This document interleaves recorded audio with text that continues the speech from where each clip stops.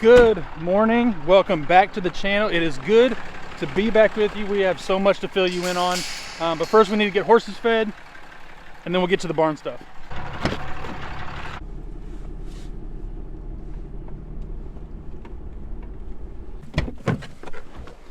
I tell you what, it is dang sure good to be back here on YouTube. Maddie and I have taken a little bit of a break from YouTube, have been doing some Instagram stuff, and just needed a little bit of a break, but we are back. I'm excited to bring more horse videos, roping videos, hunting videos, all that sort of good stuff to you. And we really have enjoyed some time off from YouTube, but like I said, we're back. We're ready to rock and roll. Mr. Blue. Everybody remembers Mr. Blue. Blue's here. And Miss Leah. Miss Leah's here.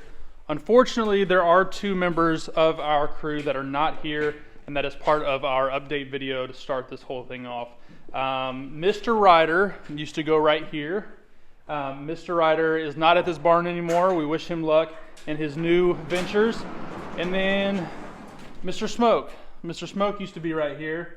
Unfortunately, about a month and a half ago or so, we lost Smoke to colic. Obviously, he was a very old horse.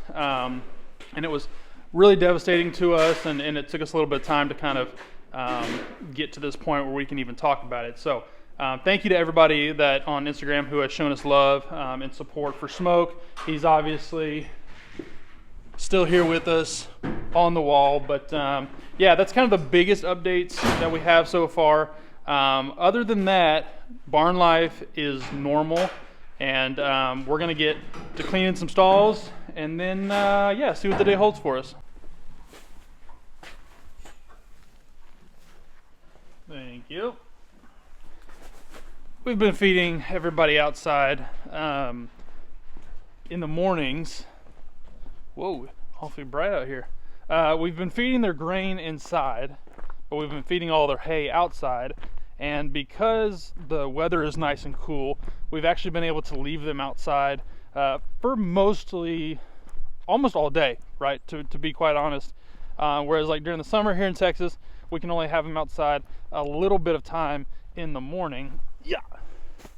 So it's been absolutely, whoa, let me get this dialed in a second. So it's been super nice to have them outside a lot of the time. Now, one of the biggest questions that we have been asked is, since you've essentially got two open stalls, what is the time frame to get a new horse? And you know what? I don't really know. I've kind of jumped back and forth between buying, a started colt or getting a horse that is completely unstarted. And if you've watched this channel for a little bit of time, you know that I've really wanted to get a horse that, maybe just like a coming 2-year-old that I can completely start myself. I think that's the route that I'm leaning, but I'm not quite sure yet.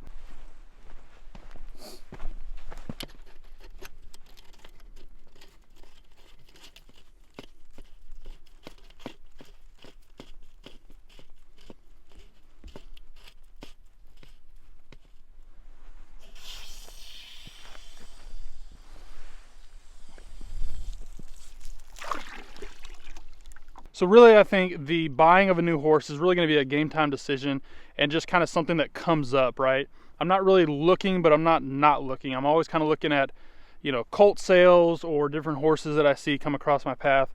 And so we'll just see. I really don't know. I've got my eye on a few places that I might buy a horse from, but really we're in no rush. We've got the mare over there, and we've got Blue, and that's really all that we need right now. But we are going to get into some stuff that is very interesting, some cattle operations, some cattle works, all that sort of good stuff. So, especially in that sense, I will definitely need a new horse. So, it's on the horizon. I just don't know when that horizon is. Got to get the morning selfies, huh? Miss Leah, how are we this morning? Oh, look at that green nose. Yikers, girl.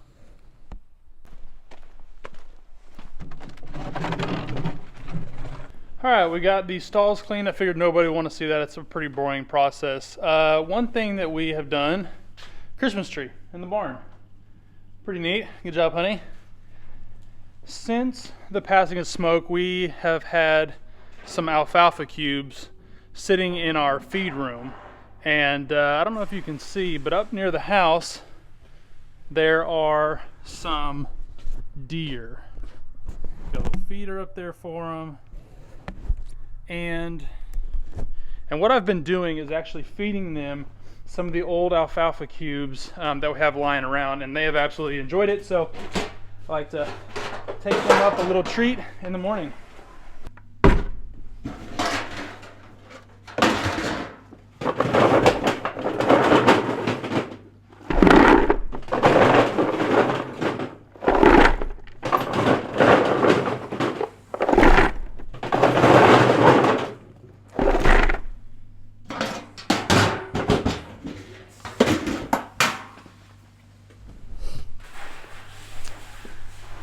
You know, in the beginning I wasn't exactly sure if deer actually ate alfalfa cubes. I mean, I know that they eat alfalfa. We've done that before, but I put out a few buckets the other day and they absolutely gobbled them up. So I'm sure these deer are gonna run off when I walk up here. But anyhow, just got a bucket of alfalfa cubes and, oh, hey, easy now. Anyhow, these deer are typically not very skittish, but I guess a guy walking up with a camera in one hand and a bucket in the other is a little frightening. There are one or two of these bucks that I would like to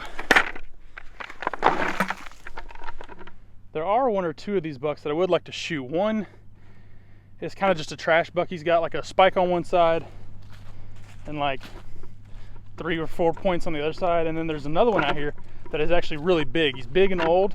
He may have to go one day. I did buy another bow, so may have to crank that bad boy out and get a few of them on the ground. On to my last task of the day. I'm gonna go search for a perfect spot for a beehive. Something I've wanted to do for a long time, something we're going to do. I just gotta find the right spot.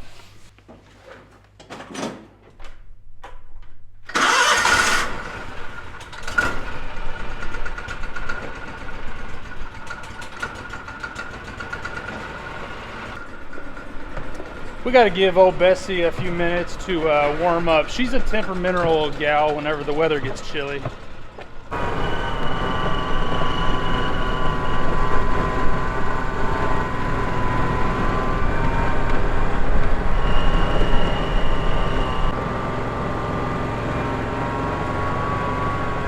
I started looking the other day for potential spots to put this beehive, and here's kind of my thought process. Number one, we have a hog feeder right here, which historically we do catch hogs, but I need it to be a place that is flat, one.